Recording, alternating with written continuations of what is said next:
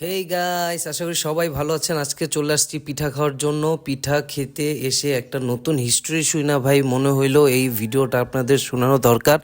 আসার পর শুনি মামার গার্লফ্রেন্ড বলে মামারে পিঠা খাওয়াইছে জীবনে অনেক, তারপর এই স্মৃতি ধারণ করার জন্য সেই বিজনেস দিছে। আর আমি আসলে আজকে পিঠা খাইতে আসছি, আমার জীবনে আসলেই খুব দুঃখ কষ্ট।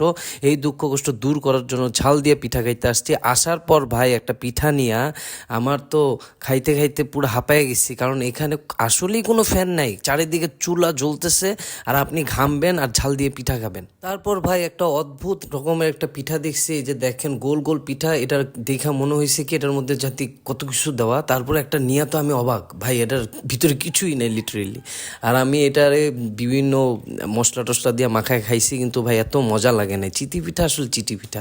তারপর একটা ডিম পিঠাও নিছিলাম, আপনার এখানে ডিম পিঠাও খাইতে পারবেন, নর্মাল পিঠাও খাইতে পারবেন, আর গোল গোল পিঠাও খাইতে পারবেন, আর ডিম খাইতে পারবেন।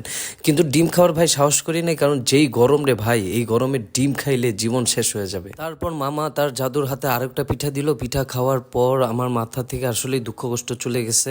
এখন ভাই ভিডিওটা কেমন লাগছে কমেন্ট, লাইক এবং ফলো দিয়ে পাশেই থাকুন। ধন্যবাদ।